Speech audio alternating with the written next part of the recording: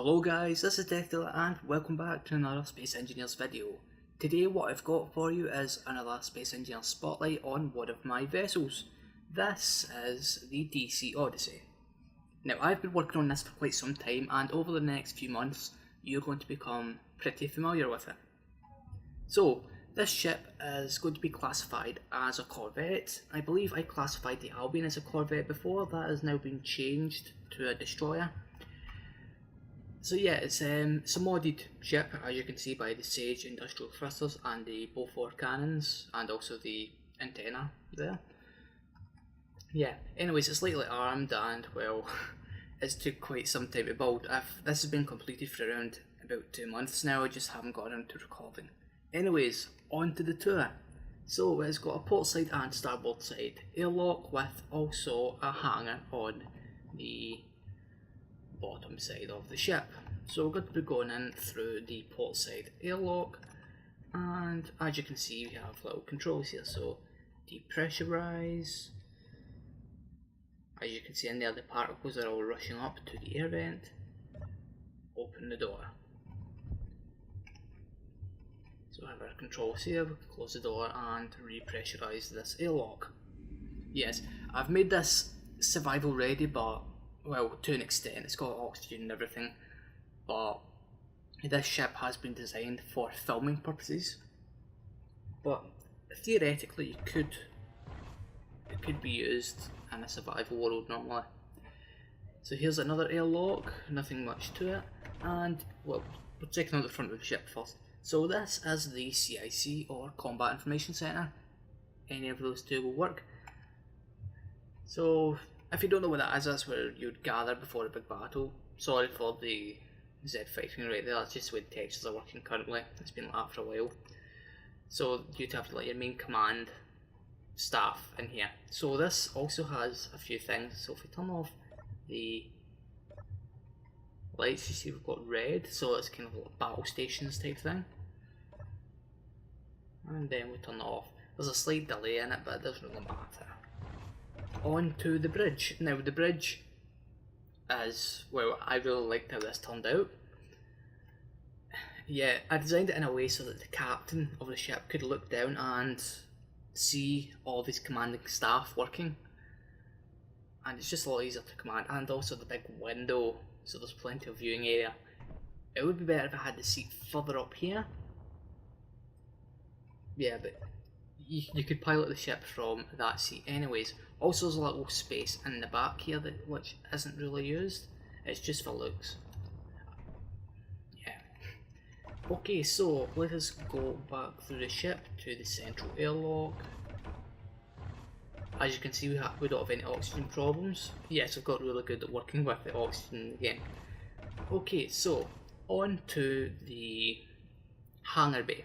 So here we have, we've got a little view access in there, and if we just go in, this also has an airlock. And are the doors closed? I believe they are, yes. Okay, right, so we can close these doors back over, and as you can see we've got the big hangar bay doors. We've got some jump drives in the walls and air vents and connectors. So I've got some controls over here, so lights, we can turn on some lights here. They're very bright, so we'll turn them back off. We also have the connectors, we can change what mode they are, and we can depressurize this room. So depressurizing, oxygen low and oxygen none, and then we can open the main doors. You can't fit the standard asteroid ship in, the standard respawn ship, you can't fit that in, I've already tried, but smaller vessels you could fit in no problem. Okay, so let's re-pressurize this area. I really just love sitting and watching this. Yeah, I'm really happy with how this ship turned out. Okay, right, so we can now continue with our tour. Now next we have the main reactor control room, which is right here. This was one of my best pieces of work here. I really liked it. I recently replaced the reactor because we were using the reactor from the Small Ships Mega Mod Pack. It was the arc reactor, but I've replaced it with an azimuth one. Just because it's, well, I didn't really need that mod pack for anything. And that meant that we can have more space in here for terminals and stuff, which I think makes it look really, really good. So yeah, this is it. Main control engineering would be a better word for it. And there's our gravity generator stuck right in there on the floor. So now to go down, there's another deck, but this is just an extension of the reactor room. As you can see, we also have some refineries and there's some assemblers down here as well, a little catwalk. You can also see the jump drive from this section. So yeah, the assemblers are hidden back there, but you can access it all no problem because it's all hooked up with connectors, and there's also a hydrogen tank back there. And well, here is the medical bay. We've got a few gyroscopes placed around, and yeah, this is it. There's some space. If you go back to below the CIC, there's some space to further expand interiors, but I didn't really need anything else. I could have maybe added crew quarters or whatever, but this is designed to work with only one crew member if necessary. But yeah, this ship itself, I haven't actually tested it in atmosphere or anything, but it should work. There's no reason for it not to work.